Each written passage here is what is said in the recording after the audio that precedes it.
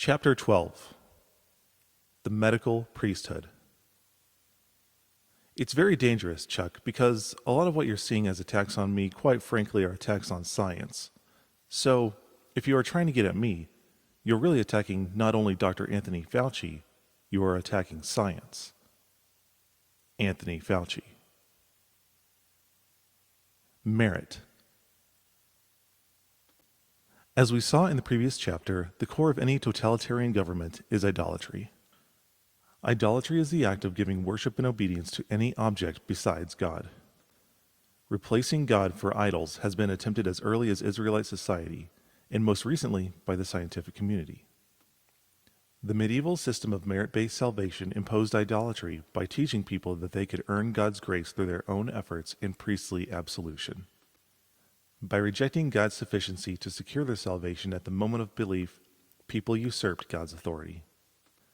In presuming to have the power to forgive sins, priests violated God's sovereignty.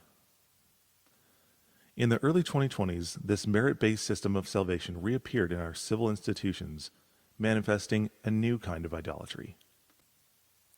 Authority taken. For governments to retain their power, they must retain their legitimacy.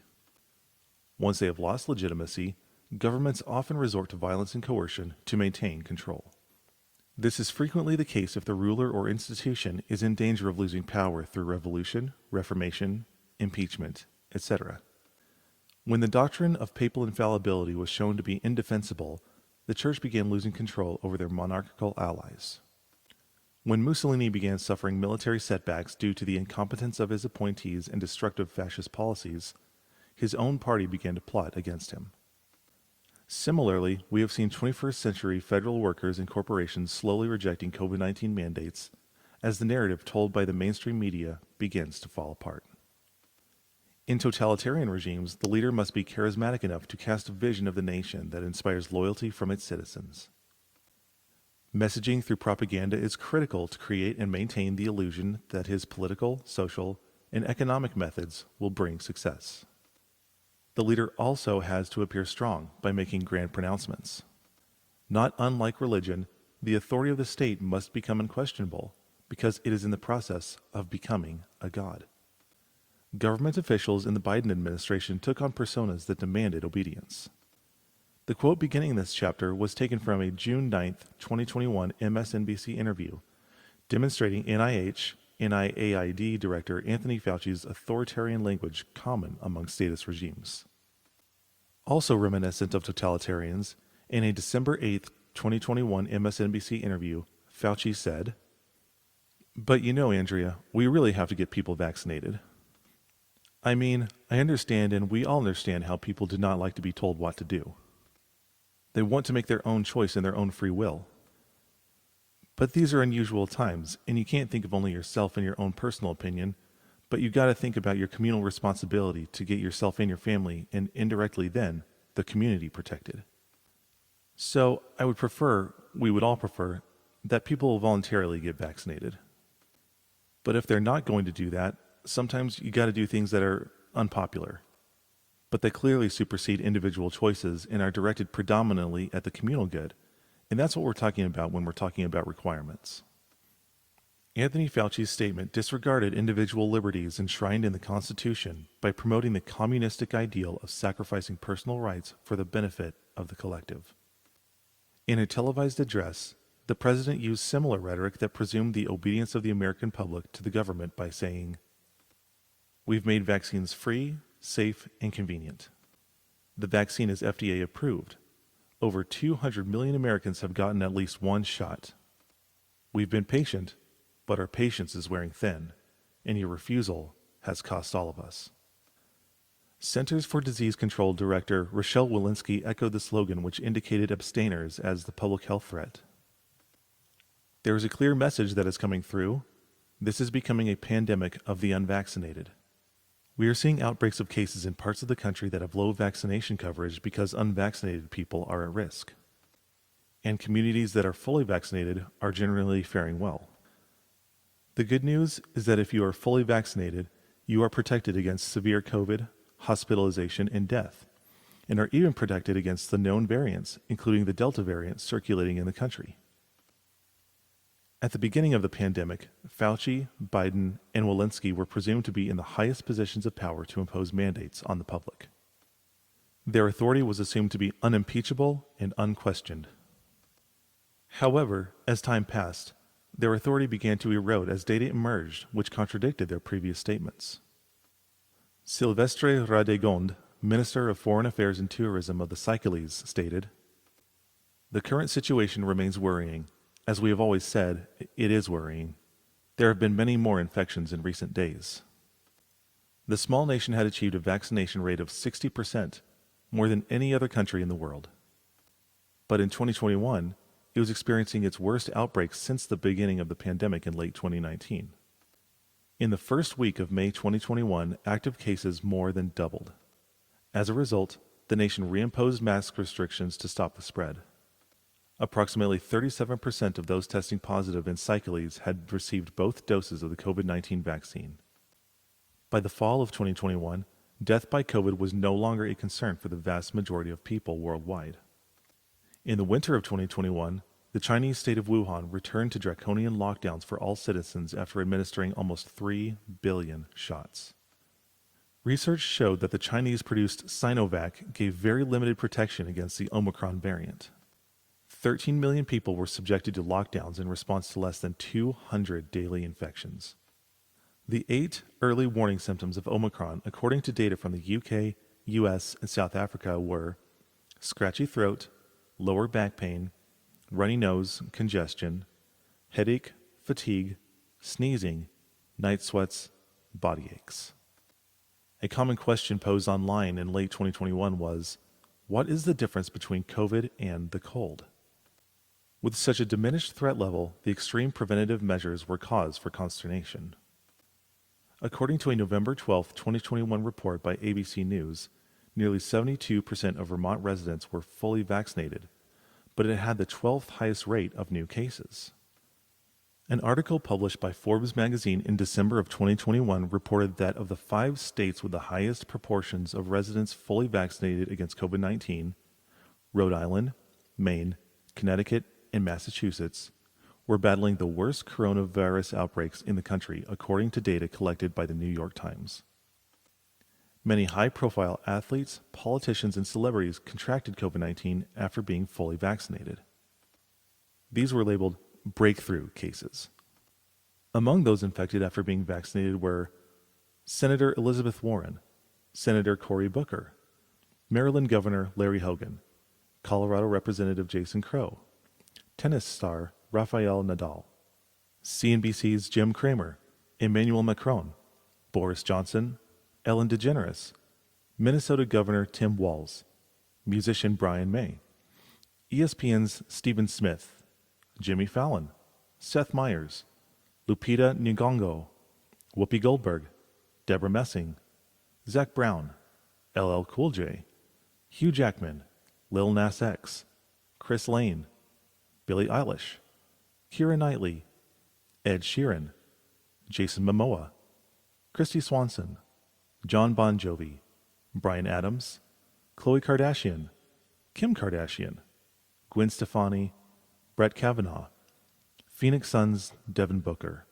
Chris Rock, Wendy Williams, Jeff Bridges, Nicki Minaj, Tom Brady, Oscar De La Hoya, Paul Stanley of Kiss, Jesse Jackson, Hilary Duff, Melissa Joan Hart, Drake, Korn's Jonathan Davis, Reba McEntire, Piers Morgan, tennis star Coco Gauff, ESPN analyst Jay Williams, Wiz Khalifa, Selma Hayek, Bill Maher, Jessica Simpson, Garth Brooks and his wife Trisha Yearwood, Gwyneth Paltrow, tennis star Andy Murray, Nick Cannon, Michael Strahan, Liv Tyler, and many, many more. With such an exhaustive body of vaccinated individuals who contracted COVID-19 after being fully vaccinated, as well as official reports, the data showed that this was not a pandemic of the unvaccinated. It was the result of a failed vaccine. However, like a totalitarian state, the ruling class had already spent the past 2 years corralling the masses. The zealotry which popular culture placed in the government and medical establishments rivaled the faith of any religion. So, when we examine the elements and tactics of totalitarian ideology, it should not surprise us that the effectiveness of state coercion uses a framework of theology. Pandemic theology.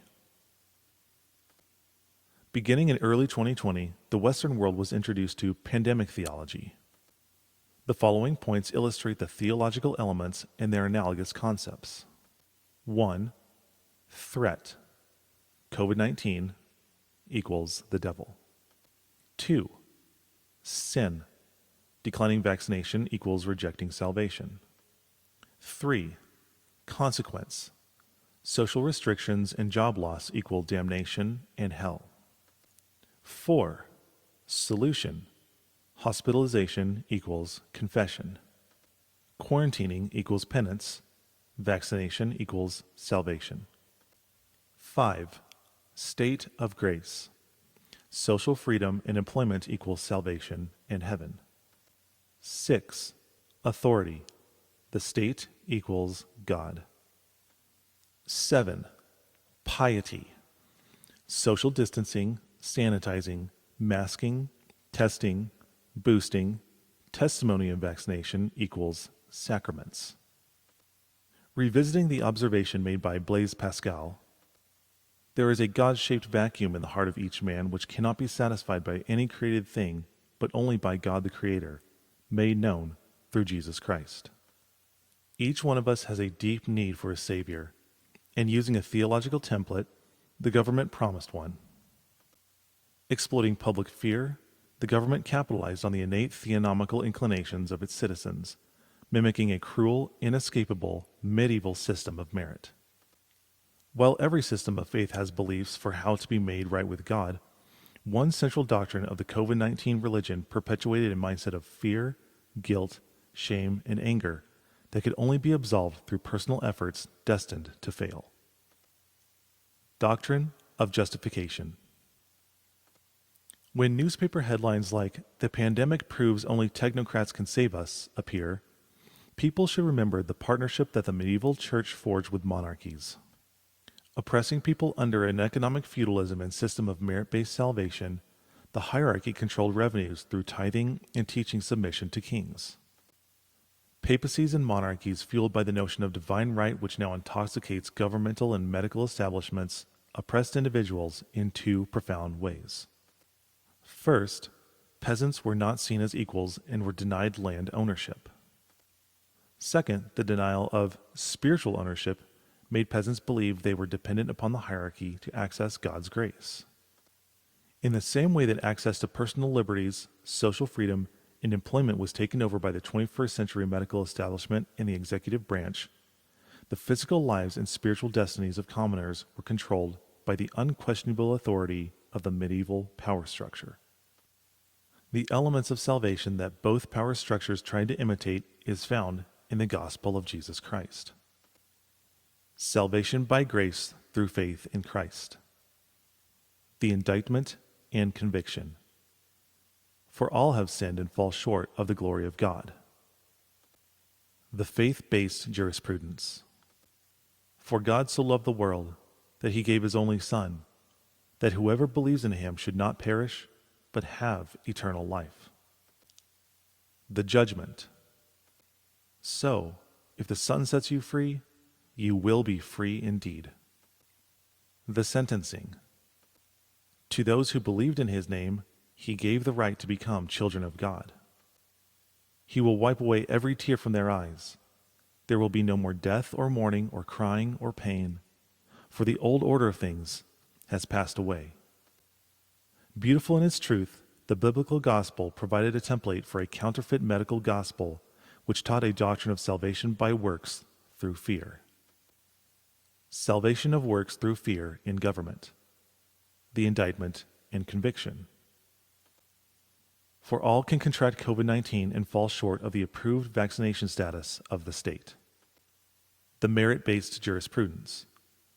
For the state so loved its power that it took its citizens' rights, that whoever follows orders should not be ostracized from society, but have civil liberties. The judgment. So, if the state approves your vaccination status, you will be free indeed. The sentencing. To those who obeyed the orders of the state, it gave the privilege to enjoy civil liberties. It will eliminate COVID-19.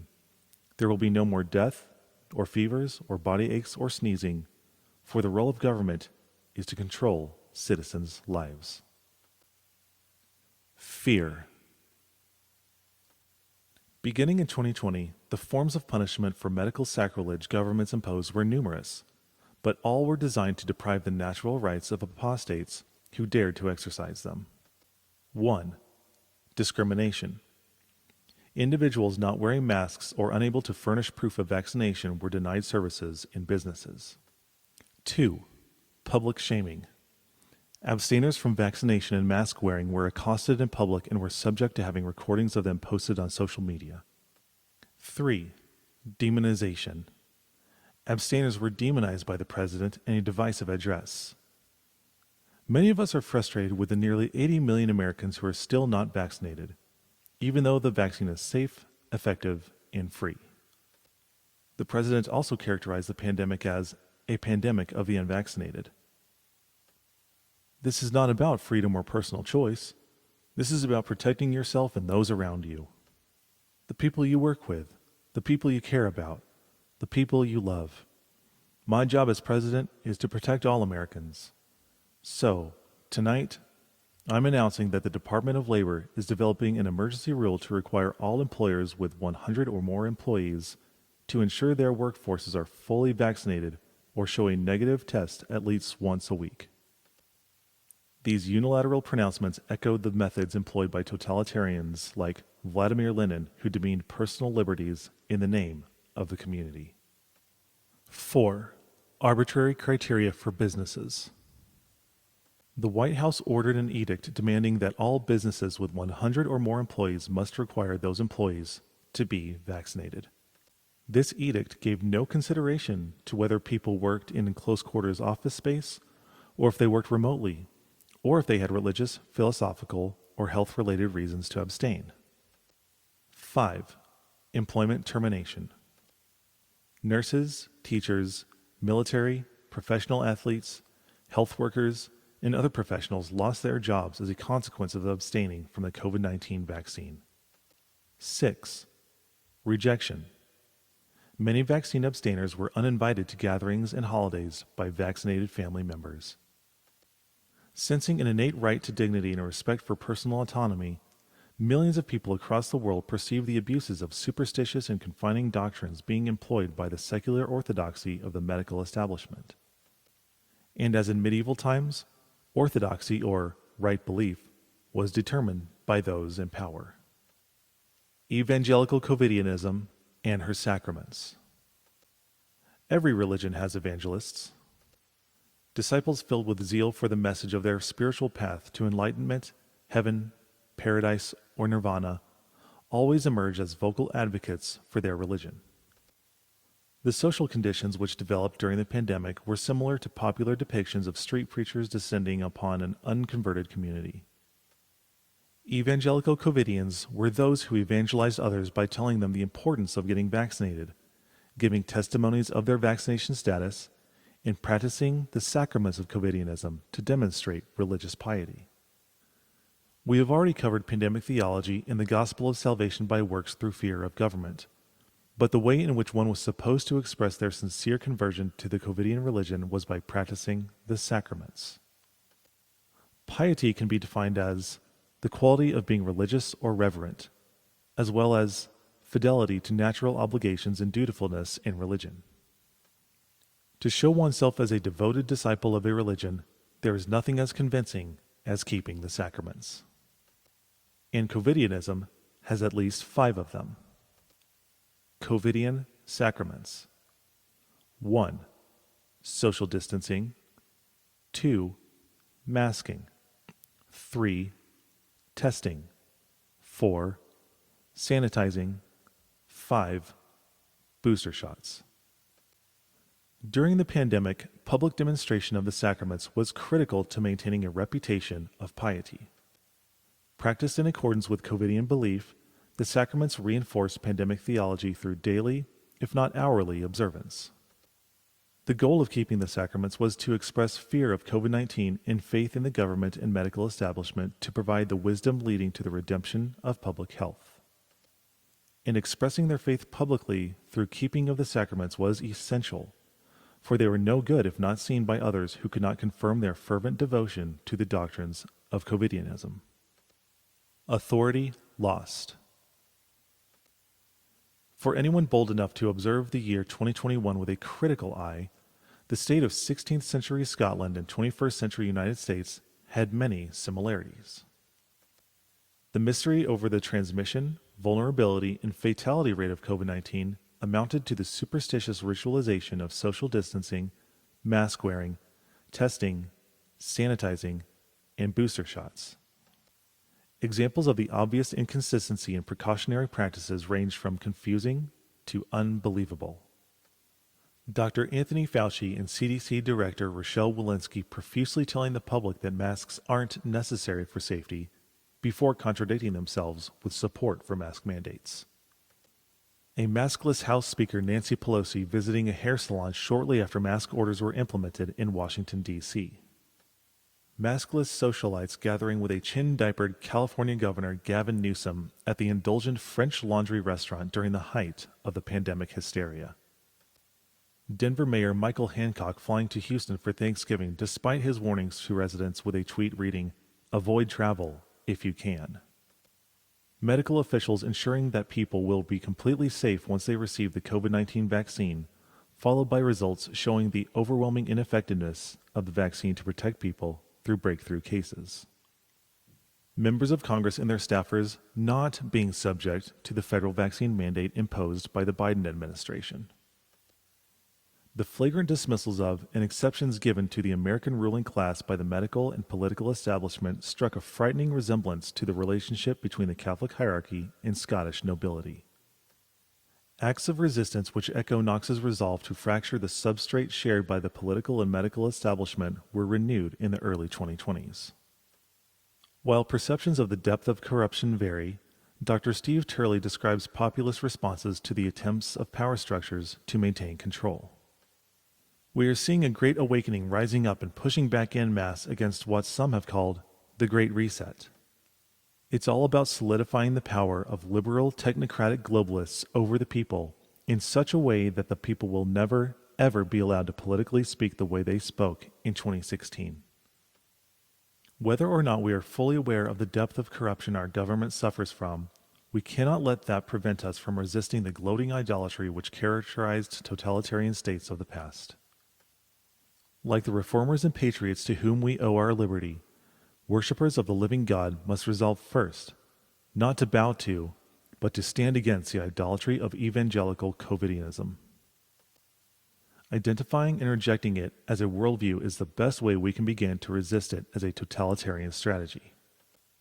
Once we have decided to stand in resistance rather than bow to the usurping sphere of the unlimited state, we must decide how.